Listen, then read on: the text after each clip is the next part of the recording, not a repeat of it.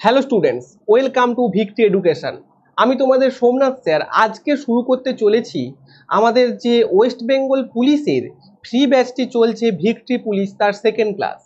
এই ক্লাসে আমরা পুলিশের প্রিভিয়াস ইয়ার্সের সায়েন্স থেকে যে প্রশ্নগুলো এসেছে পার্টিকুলার, সেই সমস্ত সায়েন্সের এমসিকিউগুলো নিয়ে চলে এসেছি এবং তার ডিটেল এক্সপ্লেনেশন আমি তোমাদের আজকে বলবো। তো আজকে মূলত ওয়েস্ট বেঙ্গল সাব ইন্সপেক্টর পরীক্ষা অর্থাৎ 2021, 2020 এবং 2019-এ যে পরীক্ষাগুলো হয়েছিল তার প্রিলিমিনারি সায়েন্সে যে সমস্ত প্রশ্ন এসেছিল সেগুলো নিয়ে আলোচনা করব। কেন এই প্রিভিয়াস ইয়ার্স প্রশ্ন করা ইম্পর্টেন্ট? কারণ আমরা দেখেছি বিভিন্ন যে কনস্টেবলের পরীক্ষাগুলো হচ্ছে সেখানে রিপিটেডলি কিন্তু প্রিভিয়াস ইয়ার্সে একদম সেম টু সেম প্রশ্ন কিন্তু রিপিট হচ্ছিল। কিছু প্রশ্ন ওই বেসড কনসেপ্ট দিয়ে এবং কিছু প্রশ্ন সেম টু সেম প্রশ্ন রিপিট হচ্ছিল।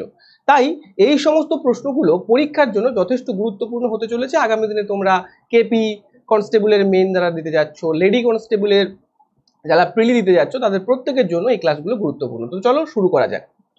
প্রথম যে প্রশ্নটা রয়েছে দেখো কি বলছে। বলছে যে মানব শরীরের কোন অংশে রক্ত জমাট বাঁধে না? ধমনী, কৌশিক মানে ক্যাপিলারি, নাকি শিরা?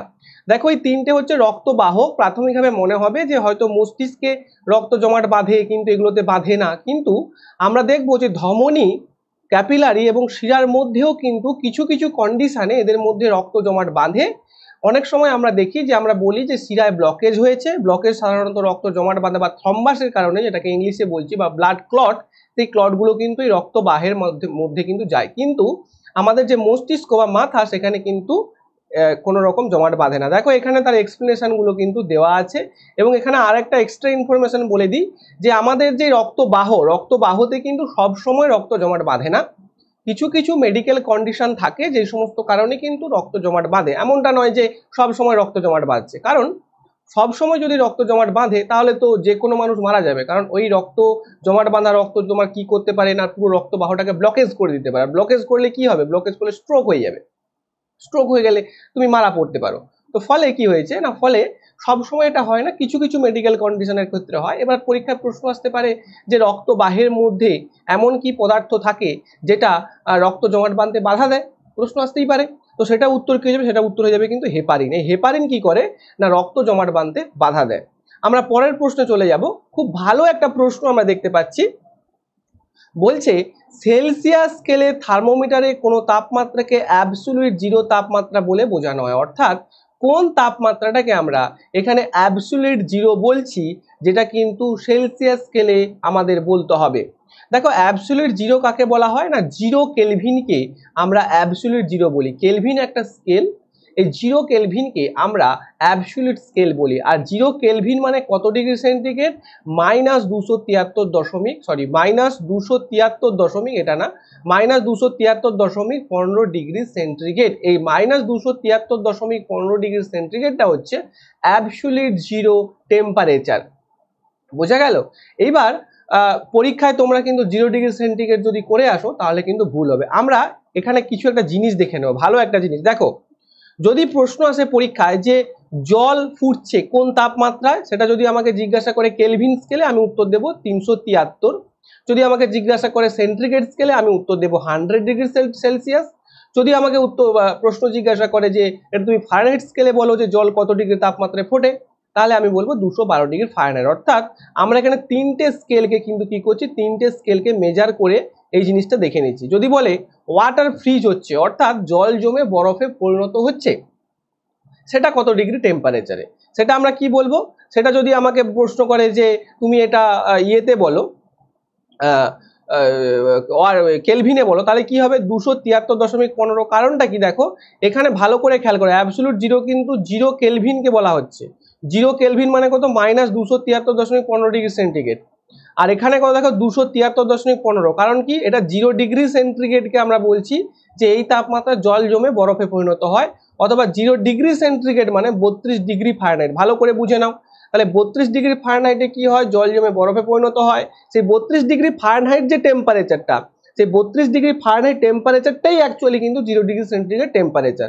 আবার সেই 0 ডিগ্রি সেন্টিগ্রেড টেম্পারেচারটাই অ্যাকচুয়ালি কিন্তু আমাদের 273.15। মাইনাস নয় কিন্তু, মাইনাস হলে কিন্তু অ্যাবসোলিউট জিরো হয়ে যাচ্ছে। নেক্সট দেখো অ্যাবসোলিউট জিরো কত? 0 কেলভিন। যদি পরীক্ষায় আসে -273.15 ডিগ্রি সেন্টিগ্রেড, এবারে পরীক্ষা আসছে, পরের বারে পরীক্ষা তোমার 0 কেলভিন আসতে পারে। বিষয়টা তো জানতে হবে। তাহলে অ্যাবসলিউট জিরো কি হয়ে যাবে, 0 কেলভিনকে বলছি। তাহলে সেলসিয়াস স্কেলে এটা কত হয়ে যাবে, -273.15 সেন্টিগ্রেড। আর ফারেনহাইট স্কেলে কত হয়ে যাবে, -459.67 ফারেনহাইট। ক্লিয়ার প্রত্যেকের? এই জায়গাটা আশা করি প্রত্যেকের ক্লিয়ার হয়ে গেল। তাহলে এই জায়গাটা কিন্তু আমরা বুঝতে পারলাম। এবার তোমাদের মনে একটা প্রশ্ন আসতে পারে যে স্যার তাহলে এগুলো কনভার্সন কি করে করছি। দেখো এই জায়গাটা খেয়াল করবে সবসময়, এই যে জিনিসটা, এই জিনিসটা মনে রাখবে। কি কি না, 0 ডিগ্রি সেন্টিগ্রেড মানে 273.15 কেলভিন, 0 ডিগ্রি সেন্টিগ্রেড মানে 32 ডিগ্রি ফারেনহাইট। এইখান থেকে তোমরা কিন্তু টেম্পারেচার কনভার্ট করতে পারো। যদি পরীক্ষায় প্রশ্ন এসে যায় যে 5 ডিগ্রি সেন্টিগ্রেড সমান কত ডিগ্রি ফারেনহাইট, তাহলে 0 ডিগ্রি সেন্টিগ্রেড সমান যদি 32 ডিগ্রি ফারেনহাইট হয়, তাহলে 5 ডিগ্রি সেন্টিগ্রেড সমান কত ডিগ্রি ফারেনহাইট। ক্লিয়ার? এভাবে আমরা করে নিতে পারবো। নেক্সট প্রশ্ন, খুব ভালো একটা প্রশ্ন। এই প্রশ্নটা কোথা থেকে দিয়েছে না, আমাদের যে পাচনতন্ত্র বা মানুষের যে পাচনতন্ত্র, সেই পাচনতন্ত্র থেকে কিন্তু পরীক্ষার প্রশ্নটা দিয়েছে। নিম্নোক্ত কোনটিকে মিশ্র গ্রন্থি বলা হয়, অগ্নাশয়, থাইরয়েড, যকৃৎ নাকি পিটুইটারি? উত্তর কি হয়ে যাবে, আমরা প্রত্যেকে জানি অগ্নাশয় হয়ে যাবে। এবার প্রশ্ন হচ্ছে যে মিশ্র গ্রন্থি মানে কি না, আমাদের দু প্রকার গ্রন্থি আছে, একটা হচ্ছে অন্তঃক্ষরা গ্রন্থি, একটা হচ্ছে বহিঃক্ষরা গ্রন্থি। অন্তঃক্ষরা গ্রন্থি যেগুলো, দেখো অন্তঃক্ষরা গ্রন্থি কোনগুলো না, অন্তঃক্ষরা গ্রন্থি হচ্ছে যেখান থেকে কিন্তু কি হয় না, হরমোন ক্ষরিত হয় বা এন্ডোক্রিন গ্ল্যান্ড বলছি আমরা ইংলিশে। পিটুইটারি হচ্ছে একটা অন্তঃক্ষরা গ্রন্থি। যকৃৎ কি হবে, হরমোন ক্ষরিত হয় যকৃৎ থেকে না, তাহলে যকৃৎ কি হবে, বহিঃক্ষরা গ্রন্থি। এইবার আমরা যদি বলি থাইরয়েড কি হবে, থাইরয়েড থেকে কি ক্ষরিত হয়, হরমোন নাকি এনজাইম মানে উৎসেচক? থাইরয়েড থেকে কিন্তু হরমোন ক্ষরিত হয়, তাহলে থাইরয়েড হচ্ছে একটা অন্তঃক্ষরা গ্রন্থি। কিন্তু অগ্নাশয় থেকে কি হয় না, উৎসেচক এবং হরমোন দুটোই ক্ষরিত হয়। তাহলে আমরা কি জানলাম যে হরমোন যদি ক্ষরিত করে সেটা হচ্ছে অন্তঃক্ষরা গ্রন্থি, উৎসেচক যদি ক্ষরিত করে সেটা হচ্ছে বহিঃক্ষরা গ্রন্থি। এই যে অগ্নাশয় থেকে দুটো হরমোন ক্ষরিত হয়, একটা হচ্ছে ইনসুলিন, একটা হচ্ছে গ্লুকাগন। আবার এই অগ্নাশয় থেকে কিন্তু কি হয় না, এই অগ্নাশয় থেকে এনজাইম ক্ষরিত হয়, যেমন হচ্ছে প্যানক্রিয়াটিক অ্যামাইলেজ, এই অ্যামাইলেজ ক্ষরিত হচ্ছে, ট্রিপসিন ক্ষরিত হচ্ছে। এগুলো কোথা থেকে ক্ষরিত হয়, অগ্নাশয় থেকে ক্ষরিত হয়। তাহলে যেহেতু উৎসেচক এবং হরমোন উভয় ক্ষরিত হচ্ছে অগ্নাশয় থেকে, তাই এটাকে আমি কি বলছি, মিশ্রগ্রন্থি বা মিক্সড গ্ল্যান্ড বলছি। বোঝা গেল? দেখো কোথায় অগ্নাশয় রয়েছে, এই যে জায়গাটা, কোন জায়গাটা না, ঠিক এটা আমাদের পাকস্থলী, ঠিক পাকস্থলীর নিচে। এবং এই যে অংশটা, এই অংশটাকে আমরা কি বলছি, এই অংশটাকে আমরা বলছি বৃহদন্ত্র। এই বৃহদন্ত্রের ঠিক ওপরে এবং পাকস্থলীর ঠিক নিচে কিন্তু এই অগ্নাশয় বা প্যানক্রিয়াস আমাদের অবস্থিত। বোঝা গেল? নেক্সট প্রশ্নে চলে যাচ্ছি। আর ক্লাসের মাঝে একটাই আমি কথা বলবো, যদি আমার ক্লাসগুলো ভালো লেগে থাকে তাহলে অবশ্যই কিন্তু ক্লাসটিকে লাইক করবে, আর তোমাদের জন্য পরবর্তীকালে আরো ভালো ভালো ক্লাস আমি সায়েন্সের এবং অন্যান্য বিষয় নিয়ে আসতে পারি। দেখো এই যে প্রশ্নটা দিয়েছে, বলছে ফায়ার আইস বলতে নিম্নোক্ত কোনটিকে বোঝানো হয়েছে। অপশন কি দিয়েছে, methylene hydrate, methane hydrate, propane hydrate এবং ইথেন হাইড্রেট। ফায়ার আইস বলতে নিম্নোক্ত কোনটিকে বোঝানো হয়েছে। এই যে প্রশ্নটা, এটা সাধারণত আমাদের সাধারণত আমরা এই ধরনের প্রশ্ন খুঁজে পাই না, মানে দেখতে পাই না সচরাচর, কিন্তু এর উত্তরটা কি, যে মিথেন হাইড্রেট। তোমরা একটা বিষয় দিয়ে মনে রাখতে পারো যে এই মিথেন গ্যাস যেহেতু জ্বলে ওঠে, তাই একে ফায়ার কথাটা মিথেনের সঙ্গে সম্পর্কিত, তাই মিথেন হাইড্রেট এই জায়গাটা হতে পারে। ঠিক আছে, নেক্সট প্রশ্ন, ভালো একটা প্রশ্ন। অ্যামিবার দেহের কোষ বিভাজনের প্রক্রিয়ার নাম কি? আমাদের পরীক্ষার জন্য কোষ এবং কোষ বিভাজন চ্যাপ্টারটা যথেষ্ট গুরুত্বপূর্ণ। আমার প্লে লিস্টে অর্থাৎ আমার নিচের দিকের ভিডিওতে কোষ এবং কোষের গঠন চ্যাপ্টারটি করানো রয়েছে, সেটা তোমরা অবশ্যই দেখবে। এরপরে আমি কোষ বিভাজন ক্লাসটাও কিন্তু তোমাদের জন্য নিয়ে আসবো। তো অ্যামিবার দেহে কোষ বিভাজন প্রক্রিয়াটার নাম কি? মাইটোসিস, অ্যামাইটোসিস, মাইকোসিস নাকি মায়োসিস? মাইকোসিস কোনো কোষ বিভাজন নয়, তাহলে উত্তর কি হয়ে যাবে, অ্যামাইটোসিস। ভালো করে দেখো যে অ্যামাইটোসিস কি হয় না, অ্যামাইটোসিস কিন্তু একটা কোষ থেকে, একটা মাতৃকোষ থেকে দুটো যে অপত্য কোষ সৃষ্টি হয়, অর্থাৎ এর যদি ক্রোমোজোম 2n হয় তাহলে দুটো সমবিভাজন হচ্ছে, মানে এটাও 2n এটাও 2n, তাহলে একদম এটা কি হচ্ছে, সরল বিভাজন। অর্থাৎ মাইটোসিস, অ্যামাইটোসিস, মায়োসিসের মধ্যে সব থেকে সরলীকৃত বিভাজন যদি পরীক্ষায় প্রশ্ন আসে, তাহলে আমরা উত্তর কি দেবো, অ্যামাইটোসিস। সাধারণত নিম্ন শ্রেণীর যে প্রাণীদেহ, সেই নিম্ন শ্রেণীর প্রাণীদেহে কিন্তু নিম্ন শ্রেণীর যে অর্গানিজমস গুলো থাকে, সেই তাদের দেহে কিন্তু আমরা এই অ্যামাইটোসিস যে সেল ডিভিশনটা বা অ্যামাইটোসিস যে কোষ বিভাজনটা, সেটা আমরা দেখতে পাই। এবার তোমরা প্রশ্ন করবে, স্যার মাইটোসিস কোথায় দেখতে পাই? মাইটোসিসটা হচ্ছে আমাদের যে দেহকোষ, আমাদের যে দেহের বিভিন্ন ত্বক থেকে আরম্ভ করে বিভিন্ন যা দেহকোষ আছে, যেখানে যেখানে বৃদ্ধি ঘটছে সেখানে কিন্তু আমরা এই মাইটোসিসটা দেখতে পাই। এবার মাইটোসিসকে আমরা বিভিন্ন ভাগে ভাগ করি, তোমরা নিশ্চয়ই জানো যে প্রোফেজ, মেটাফেজ, অ্যানাফেজ, টেলোফেজ, সেই সমস্ত বিষয়গুলো আমরা কোষ বিভাজন চ্যাপ্টার যখন আমি তোমাদের ক্লাস করাবো একদম সুন্দরভাবে ডিটেলসে আমি তোমাদের বোঝাবো। তো মনে রাখবে মাইটোসিসকে কিন্তু সোমাটিক সেল ডিভিশন বলা হয়। সোমাটিক কথার অর্থ কি? সোমাটিক কথার অর্থ হচ্ছে দেহে যে ধরনের কোষ বিভাজনগুলো হচ্ছে তাকে আমরা মাইটোসিস কোষ বিভাজন বা মাইটোসিস সেল ডিভিশন বলবো। আর এই মায়োসিস কোথায় ঘটছে? মায়োসিস হচ্ছে জনন মাতৃকোষে, পুং গ্যামেট, স্ত্রী গ্যামেট অর্থাৎ ডিম্বাণু, শুক্রাণু, এরা যে সৃষ্টি হচ্ছে, এরাও তো একটা কোষ থেকে সৃষ্টি হচ্ছে, এরা যে সেলটা মানে এরা যে সেল ডিভিশন মাধ্যমে উৎপন্ন হচ্ছে সেই সেল ডিভিশনটার নাম হচ্ছে মায়োসিস। এবং এই মায়োসিসে কি হয় জানো তো? মায়োসিসে কি হয়? হ্রাস বিভাজন ঘটে, ওটা 2n সংখ্যক যদি ক্রোমোজোম থাকে এখান থেকে কিন্তু কি হয়, n সংখ্যক অপত্য জিনিসটা কিন্তু সৃষ্টি হবে এবং পরে এটা আবার nn, এটা আবার nn, অর্থাৎ একটা থেকে কিন্তু 4টা অপত্য সৃষ্টি হবে। ক্লিয়ার প্রত্যেকের? নেক্সট দেখো, এখানে তোমাদের ইনফরমেশন দিয়ে দেওয়া হয়েছে এবং এই যে অ্যামাইটোসিস, অনেক সময় অ্যামাইটোসিসটা এখানে না থেকে বাইনারি ফিশন বলা হতে পারে। বাইনারি ফিশন মানে হচ্ছে বিভাজিত হওয়া। বাইনারি ফিশন মানে একটা দুটো ভাগে ভাগ হয়ে যাচ্ছে, এটাকে আমরা বলছি বাইনারি ফিশন। অর্থাৎ একটা কি হচ্ছে, একটা দুটো ভাগে ভাগ হয়ে যাচ্ছে। ক্লিয়ার? এটাকে আমরা বলছি বাইনারি ফিশন। ঠিক আছে, এইগুলো এখানটা তোমাদের জন্য আমি কি করে দিয়েছি, তোমাদের জন্য এগুলো আমি দিয়ে দিয়েছি, পিডিএফটা আমার টেলিগ্রাম গ্রুপে দিয়ে দেবো, সেখান থেকে এগুলো ভালো করে পড়ে নেবে। এই যে এখানে ডিটেলস করে দেওয়া আছে। দেখো, মাইকোসিস কিন্তু কোনো রকম কোনো সেল ডিভিশন না। আমার খুব ঠান্ডা লেগে গেছে, জোরে কথা বলতে অসুবিধা হচ্ছে, তাও তোমাদের যেহেতু আমি একদিন পর পর তোমাদের জন্য ক্লাসটা দিই, তাই আজকে ক্লাসটা মিস করতে চাইনি। তো দেখো, এখানে mitosis, prophase, metaphase, anaphase, telophase এইগুলো রয়েছে এবং এখানটাও তাই। তো এইভাবে এখানে কিন্তু রয়েছে। ঠিক আছে, নেক্সট, নিম্নোক্ত কোনটি ব্যাকটেরিয়া জনিত অসুখ নয়? এই প্রশ্নটা অনেকবার রিপিট হয়েছে, এই প্রশ্নটাকে দাগ দিয়ে রাখো, পরীক্ষায় কিন্তু আগামী দিনে আসতে পারে যে ব্যাকটেরিয়া জনিত অসুখ নয় কোনটা। তোমাদের আমি বলেছিলাম যে বায়োলজি যে সমস্ত গুরুত্বপূর্ণ চ্যাপ্টারগুলো রয়েছে বায়োলজিতে, তার মধ্যে একটা গুরুত্বপূর্ণ অংশ হচ্ছে যে রোগ এবং জীবাণু, অর্থাৎ কোন রোগ কোন জীবাণু হচ্ছে ভাইরাস, ব্যাকটেরিয়া, ছত্রাক, প্রোটোজোয়া। আবার বলছি, ভাইরাস, ব্যাকটেরিয়া, ছত্রাক, প্রোটোজোয়া ঘটিত রোগগুলোকে লিস্ট করে পড়বে এবং তাদের যে কজেটিভ অর্গানিজম, ঠিক আছে, সেগুলোকে নিয়ে কিন্তু একটা ভালো করে পড়বে। এখানে উত্তর কি হয়ে যাবে? এখানে ব্যাকটেরিয়া জনিত হবে না, যেটা সেটা হচ্ছে ইনফ্লুয়েঞ্জা। ইনফ্লুয়েঞ্জা কিন্তু ভাইরাসের দ্বারা হয়। বাকি এইগুলো প্রত্যেকটা কিন্তু কি হয় না, প্রত্যেকটা কিন্তু ব্যাকটেরিয়ার দ্বারাই দেখতে পাই আমরা। নেক্সট প্রশ্ন, টর কিসের ইউনিট? দেখো, আগের দিন আমার যারা ফার্স্ট ক্লাসটা দেখোনি তারা ফার্স্ট ক্লাসটা দেখলে বুঝতে পারবে। ফার্স্ট ক্লাসের প্রশ্নগুলো আমি নিয়েছিলাম ডব্লিউবিপি কনস্টেবলের প্রিভিয়াস ইয়ার্স থেকে, মেন এবং প্রিলিমস। আজকের প্রশ্নগুলো নিয়েছি ডব্লিউবিপি এসআই প্রিভিয়াস ইয়ার্স থেকে, 2021, 2020। তোমরা যদি কোশ্চেন পেপার দেখো তাহলে দেখতে পাবে আমি এইগুলো নিজে বানাইনি, এগুলো ওখান থেকে তুলে এনেছি যাতে তোমরা বুঝতে পারো ঠিক কোন কোন জায়গা থেকে প্রশ্নগুলো আসছে। আমি তোমাদের বারবার বলি যে ইউনিট এবং মেজারমেন্ট থেকে একটা প্রশ্ন কিন্তু দেবে। তো দেখো, এখানে সেরকম ভাবে দিয়েছে যে টর কিসের ইউনিট? টর কি হবে? কার্য, চাপ, গতি নাকি বল? টর কি হবে? চাপের ইউনিট। কার্যের ইউনিট কি হবে? কার্যের ইউনিট বলো প্রত্যেকে, ভিডিও পজ করে প্রত্যেকে বলার চেষ্টা করো।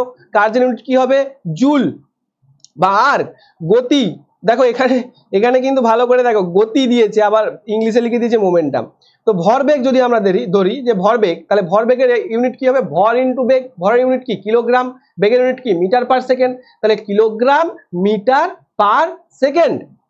বলের ইউনিট কি হবে? বলের ইউনিট আমরা জানি যে নিউটন এসআইতে এবং সিজিএসে হচ্ছে ডাইন। ক্লিয়ার প্রত্যেকের? নেক্সট প্রশ্ন, নিউটনের প্রথম গতিসূত্রটি পরিচিত হয়েছে। নিউটনের যে প্রথম গতিসূত্র আমরা পাই, এটা বহুবার পরীক্ষা প্রশ্ন আসে, এমনকি ডব্লিউবিসিএস, ফুড এসআই যারা দিতে যাচ্ছ তাদের জন্য ক্লাসটি যথেষ্ট গুরুত্বপূর্ণ, যারা দেখবে অবশ্যই। আচ্ছা, আর একটা কথা বলে দিই, আমার কাছে যেহেতু পেন ট্যাব নেই তাই আমি মাউস দিয়ে করার জন্য কিন্তু এটা একটু হয়ে যাচ্ছে। আগামী দিনে হয়তো পেন ট্যাব চলে আসবে, তখন এটা হবে না, এর জন্য আমি দুঃখিত। নিউটনের যে প্রথম গতিসূত্র পরিচিত হয়েছে সেটা কিসের দ্বারা? সেটা কি বলবো আমরা? জড়তার মূলনীতি, অর্থাৎ ল অফ ইনার্সিয়া বলছি। ইনার্সিয়া মানে হচ্ছে জড়তা, ল অফ ইনার্সিয়া বা জড়তার মূলনীতি। নিউটনের যে প্রথম গতিসূত্র আমরা কি জানি না, বাইক থেকে প্রযুক্ত বল দ্বারা কোনো বস্তুর অবস্থার পরিবর্তনে বাধ্য না করলে স্থির বস্তু চিরকাল স্থির থাকবে, সচল বস্তু সমবেগে সরল রেখায় চলতে থাকবে। অর্থাৎ স্থির বস্তুর প্রবণতা কি হবে, সবসময় স্থির থাকা। স্থির বস্তু অলওয়েজ চাইবে আমি স্থির থাকবো। তার মানে কি, তার মধ্যে একটা কি রয়েছে, ইনার্সিয়া অফ রেস্ট, অর্থাৎ তার মধ্যে স্থির থাকার প্রবণতা রয়েছে। তাকে যদি তুমি বাইরে থেকে বল প্রয়োগ না করো তাহলে কিন্তু সে স্থিরই থাকবে। আবার যে বস্তুটা চলছে, যে বস্তুটা গতিতে রয়েছে, তাকে যদি আমি বাইরে থেকে বল প্রয়োগ করে না থামাই, সে কিন্তু ইনার্সিয়া অফ মোশনে রয়েছে, সে কিন্তু যেতেই থাকবে। ক্লিয়ার হলো? তাহলে এটা উত্তর কি হয়ে যাবে, জড়তার মূলনীতি। নেক্সট প্রশ্ন, এই প্রশ্নটা একটু কনসেপচুয়াল প্রশ্ন, দেখো ভালো করে, কনসেপচুয়াল প্রশ্ন কিন্তু দিচ্ছে, অর্থাৎ আনকমন কনসেপচুয়াল প্রশ্ন। বলছে হীরা ডায়মন্ড শক্ত হওয়ার কারণ কি? অপশন এ, এটি কার্বন পরমাণুর সমন্বয়ে গঠিত। অপশন বি, সমস্ত 4টি ভ্যালেন্স ইলেকট্রন কোভ্যালেন্ট বন্ড দ্বারা প্রতিটি কার্বন পরমাণুর সাথে আবদ্ধ। এটি পোড়ানো যায় না। এটি একটি দ্বৈত অণু। দেখো এই দুটো অপশনকে দেখা মাত্র আমরা এলিমিনেট করব। এটি কার্বন পরমাণুর সমন্বয়ে গঠিত, তো কি হয়েছে, কার্বনের একটা অ্যালোট্রোপ আমরা জানি, তাতে কিছু ব্যাপার নেই। তাহলে এইটাই হবে উত্তর, সমস্ত 4টি ভ্যালেন্স ইলেকট্রন কোভ্যালেন্ট বন্ড দ্বারা প্রতিটি কার্বন পরমাণুর সাথে আবদ্ধ। কোভ্যালেন্ট বন্ড মানে কি, কোভ্যালেন্ট বন্ড মানে হচ্ছে সমযোজী বন্ধন। আয়নিক বন্ড এবং কোভ্যালেন্ট বন্ড দুটো রয়েছে, অর্থাৎ 4টে যে ভ্যালেন্স ইলেকট্রন মানে কি, যোজ্যতা কক্ষের যে ইলেকট্রনগুলো থাকে, যোজ্যতা কক্ষ মানে লাস্ট কক্ষে যে ইলেকট্রনগুলো থাকছে তাকে আমরা ভ্যালেন্স ইলেকট্রন বলছি। সেই ভ্যালেন্স ইলেকট্রন কি করছে, কোভ্যালেন্ট বন্ড দ্বারা গঠিত হচ্ছে এবং প্রতিটি কার্বন পরমাণুর সাথে আবদ্ধ হচ্ছে। ক্লিয়ার? এবং এর জন্য কিন্তু হিরে শক্ত হচ্ছে বা ডায়মন্ড শক্ত হচ্ছে। আর একটা এখান থেকে প্রশ্ন বলে দিই, যেহেতু ডায়মন্ড এসছে, ডায়মন্ড কি, ডায়মন্ড হচ্ছে কিন্তু সব থেকে কঠিন একটা পদার্থ এবং এটা হচ্ছে কার্বনের একটা অ্যালোট্রোপ বা কার্বনের একটা বহুরূপতা বা বহুরূপক। এবং আর একটা জিনিস বলে দিই যে হিরে উজ্জ্বল কেন হয় না, কারণ এর মধ্যে অভ্যন্তরীণ পূর্ণ প্রতিফলন আমরা দেখতে পাই। নেক্সট, প্রাকৃতিক নির্বাচনবাদ, এই প্রশ্নটা যে টপিক থেকে এসেছে দ্যাট ইজ, এটা হচ্ছে অভিব্যক্তি, বিবর্তন এবং অভিব্যক্তি থেকে প্রশ্ন এসছে। প্রাকৃতিক নির্বাচনবাদ বা ন্যাচারাল সিলেকশন বলা হয়।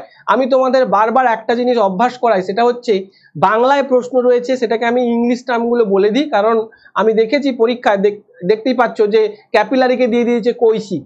এবার কৈশিক মানে ক্যাপিলারি নামটা নাও পরিচিত হতে পারে, ঠিক আছে? তো এই জন্য ইংলিশ টার্মগুলো কিছু কিছু জেনে যাবে। এখানে প্রাকৃতিক নির্বাচন বাদ দিয়ে আমাকে ন্যাচারাল সিলেকশনও দিয়ে দিতে পারতো, ঠিক আছে? তো প্রাকৃতিক নির্বাচন আইন, হ্যাঁ নির্বাচনের আইন বলে দিয়েছে, যার সাথে সম্পর্কিত কি হবে, Darwin, Mendel, Dalton, JBS, Haldane. উত্তর কি হয়ে যাবে, ডারউইন। ডারউইন কি করেছেন, ডারউইন তার যে প্রাকৃতিক নির্বাচন অর্থাৎ ন্যাচারাল সিলেকশন, অর্থাৎ ন্যাচারাল সিলেকশনটা একটু বলে দিই। ন্যাচারাল সিলেকশনটা হচ্ছে কি না, মনে করো কোনো একটা জায়গায় একটা লম্বা গলাজোলা উক্ত জিরাফ রয়েছে, একটা বেঁটে গলাযুক্ত জিরাফ রয়েছে, আবার একটা মাঝারি গলাযুক্ত জিরাফ রয়েছে। এবার দেখা যাচ্ছে ওপরে গাছপাতাগুলো খেতে হবে, নিচের যে ঘাস সেগুলো শুকিয়ে গেছে, তাহলে দেখা যাবে এই যে লম্বা গলাযুক্ত যে জিরাফ সে কি করবে না, ওপরের গাছপালাগুলো খেতে পারবে, মানে ঘাস পাতাগুলো খেতে পারবে। এবং এই যে প্রতিকূল পরিবেশ, এই প্রতিকূল পরিবেশটা কি না, নিচের যে সবুজ যে গাছপাতা যুক্ত যে এলাকা সেটা তো শেষ, তার মানে প্রতিকূল পরিবেশে কে বেঁচে থাকতে পারলো, প্রতিকূল পরিবেশে কিন্তু লম্বা গলাযুক্ত যে জিরাফ, সেই লম্বা গলাযুক্ত জিরাফ কিন্তু বেঁচে থাকতে পারলো। এবং এই লম্বা গলাযুক্ত যে জিরাফ সে কি করবে, বংশ বিস্তার করবে এবং এরা কিন্তু কি হবে, এরা কিন্তু ক্রমশ বিলুপ্ত হয়ে যাবে। একেই আমরা বলছি ন্যাচারাল সিলেকশন বা প্রাকৃতিক নির্বাচনবাদ। এবার যদি বলা হয় যে মেন্ডেল, ডাল্টন, এগুলো কেউ কিন্তু এখানটা কিচ্ছু হবে না। নেক্সট প্রশ্নে চলে যাচ্ছি, নিম্নলিখিত কোনটি ডায়াবেটিস আক্রান্ত ব্যক্তির প্রয়োজন? আমরা ডায়াবেটিসটা কি সেটা প্রথমে জেনে নিই। ডায়াবেটিস কি হয় না, ডায়াবেটিস হচ্ছে রক্তে যখন গ্লুকোজের পরিমাণ বাড়ে। এবার এখানে অপশন কি দিয়েছে, পেনিসিলিন, স্ট্রেপ্টোমাইসিন, ইনসুলিন, স্টেরয়েড। দেখো রক্তে যখন গ্লুকোজের পরিমাণ বাড়ছে তখন তাকে আমরা কি বলছি, ডায়াবেটিস। এবার আমাদের একটা হরমোন, যেই হরমোন কি করে গ্লুকোজটাকে গ্লাইকোজেনে রূপান্তরিত করে পেশি কোষে সঞ্চিত করে দেয়। এই যে গ্লুকোজটাকে গ্লাইকোজেনে রূপান্তরিত করছে কোন হরমোন, ইনসুলিন। তার মানে ইনসুলিন কি করছে, রক্তে গ্লুকোজের পরিমাণ কমাচ্ছে, রক্তে গ্লুকোজের পরিমাণ কমাচ্ছে, অর্থাৎ ডায়াবেটিস আক্রান্ত রোগীর কি হচ্ছে, সুবিধা হচ্ছে, রক্তের গ্লুকোজের পরিমাণ কমাচ্ছে, তো সেটা হচ্ছে ইনসুলিন। আর একটা পরীক্ষায় প্রশ্ন আসতে পারে যে এই যে ডায়াবেটিস ইনসিপিডাস, ডায়াবেটিস ইনসিপিডাসের জন্য কোন হরমোন ব্যবহার হবে, কোন হরমোনের অভাবে হয়, সেটা হচ্ছে এডিএইচ হরমোন বা অ্যান্টি ডাই ইউরেটিক হরমোন। এবার যদি বলা ইনসুলিন, ইনসুলিন হচ্ছে কোথা থেকে খরিত হয়, একটু আগেই বললাম অগ্নাশয় থেকে বা প্যানক্রিয়াস থেকে কিন্তু ইনসুলিন খরিত হয়। বোঝা গেল? নেক্সট প্রশ্ন, গোবর গ্যাস। গোবর গ্যাস আগের দিন ক্লাসে আমি তোমাদের দেখেছিলাম যে এলপিজি থেকে প্রশ্ন এসেছিল। যারা আমার আগের দিন অর্থাৎ ক্লাস 1টা দেখোনি, ডব্লিউবিপি প্রিভিয়াস ইয়ার্স ক্লাস 1, সেটা যারা দেখোনি তারা অবশ্যই ক্লাসটিকে দেখে নাও, কারণ সেখানে আমি ঠিক দেখো আগের দিন ক্লাসে আমি কনস্টেবল থেকে প্রশ্ন করিয়েছি। সেখানে কি ছিল, এলপিজির প্রধান উপাদান সেখানে লিস্ট দিয়ে দিয়েছিলাম একটা, গোবর গ্যাস, কোল গ্যাস, যা কিছু ছিল, ওয়াটার গ্যাস, প্রডিউসার গ্যাস। ঠিক দেখো গোবর গ্যাস থেকে প্রশ্ন এসেছে। গোবর গ্যাসের প্রধান উপাদান কি? গোবর গ্যাসের প্রধান উপাদান কিন্তু হচ্ছে মিথেন, ওখানে পার্সেন্টেজ করে দেওয়া ছিল। গোবর গ্যাসের প্রধান উপাদান হচ্ছে কিন্তু মিথেন, মনে থাকবে। নেক্সট প্রশ্ন, নিম্নলিখিত এককগুলির মধ্যে কোনটি তড়িৎ পরিমাপের একক নয়? দেখেছো একক থেকে কতগুলো প্রশ্ন এসেছে এই ডব্লিউবিপি এসআইতে। আমি এই জন্য বলি যে ইউনিটটা যথেষ্ট গুরুত্বপূর্ণ, কিন্তু এখানে প্রশ্নটা একটু ঘুরিয়ে দিয়েছে, বলেছে যে তড়িৎ পরিমাপের একক নয়। কুলম, কুলম দিয়ে আমরা কি করি? কুলম দিয়ে আমরা কিন্তু তড়িতের যে আধান, সেই আধানটা পরিমাপ করি। সিমেন্ট, সিমেন্ট দিয়ে কি করা হয়? তড়িৎ পরিবাহিতা। দেখো আমি প্রত্যেকটা কিন্তু বলে দিচ্ছি, মনে রাখো। কুলম হচ্ছে তড়িতের আধান, সিমেন্ট হচ্ছে পরিবাহিতা, তড়িৎ পরিবাহিতা, ওহম হচ্ছে রোধের ইউনিট বা রোধের একক, কিন্তু অ্যাংস্ট্রম কি হয়? অ্যাংস্ট্রম কিন্তু দূরত্বের ইউনিট। প্রত্যেককে বলছি আমার ইউনিট অ্যান্ড মেজারমেন্টের ক্লাসটা দেখবে, একক এবং পরিমাপ এনসিইআরটি থেকে করানো আছে, সেখানে কিন্তু আমি এগুলো নিয়ে ডিসকাশন করেছি, পুরো লিস্ট দেওয়া ছিল সেখানে কোন কোনগুলো পরীক্ষায় আসবে। যে দুটো চ্যাপ্টার ইম্পর্টেন্ট সেগুলো আমার ইউটিউবে করানো রয়েছে, রিসেন্ট করিয়েছি, দেখে নিও। নেক্সট প্রশ্ন, গরুর দুধে নিম্নোক্ত কোন ভিটামিন সমৃদ্ধ? দেখা মাত্রই তোমরা কি উত্তর করবে জানো তো? ভিটামিন ডি উত্তর করবে, কারণ গরুর দুধ আমরা ভিটামিন ডি এর জন্য খাই। কিন্তু না বাবা, উত্তরটা হবে না ভিটামিন ডি। কেন বলছি আমি তোমাকে, উত্তর হয়ে যাবে ভিটামিন বি। ভিটামিন সি তো থাকেই না, ভিটামিন সি একদমই থাকবে না। ভিটামিন এ, ডি, বি প্রত্যেকটাই থাকবে, কিন্তু সব থেকে বেশি পরিমাণ যেটা থাকবে সেটাই এখানে আমরা উত্তরটা নিয়ে নেব। সব থেকে বেশি পরিমাণ কে থাকবে এখানে? সব থেকে বেশি পরিমাণ এখানে থাকবে কিন্তু ভিটামিন বি। কেন বলো তো? কারণ দেখো ভিটামিন বি এর কিন্তু অনেকগুলো ভাগ রয়েছে, বি1, বি2, বি3, প্রত্যেকটাকে যদি মেজারমেন্ট করি, এই ছবিটা দেখলে বুঝতে পারবে। এই দেখো বি1, দেখো বি1, বি2, বি6, বি12, প্রত্যেকটাকে যদি আমি যোগ করি তাহলে দেখো বি এর পরিমাণ কিন্তু অনেকটা বেশি তুলনামূলকভাবে এ আর ডি এর তুলনায়। দেখো সি প্রায় নেই বললেই চলে, সি সাধারণত টক জাতীয় ফলে পাওয়া যায়, সি প্রায় নেই বললেই চলে, তাও 2 মিলিগ্রাম দিয়েছে। যাই হোক, তো এইটাই হচ্ছে কিন্তু না মিল্কে আমরা দেখতে পাই। তাহলে এখানে উত্তর কি যাবে? ভিটামিন বি হয়ে যাবে সঠিক উত্তর। নেক্সট প্রশ্ন, নিম্নোক্ত যে কণাটি সালোক সংশ্লেষ প্রক্রিয়া অংশগ্রহণ করে? আগের দিন সালোক সংশ্লেষ থেকে একটা পরীক্ষার প্রশ্ন এসেছিল যে ক্লোরোফিল, সেই পরীক্ষার যখন প্রশ্নটা আসে ক্লোরোফিল, আমি তোমাদের বলেছিলাম যে ক্লোরোফিল কিন্তু ক্লোরোপ্লাস্টে থাকে। ক্লোরোপ্লাস্টটা কি? ক্লোরোপ্লাস্টটা হচ্ছে প্লাস্টিডের একটা অংশ। প্লাস্টিড হচ্ছে একটা সেল অর্গানেলস, একটা সেলের মধ্যে কি থাকে? এই প্লাস্টিড থাকে।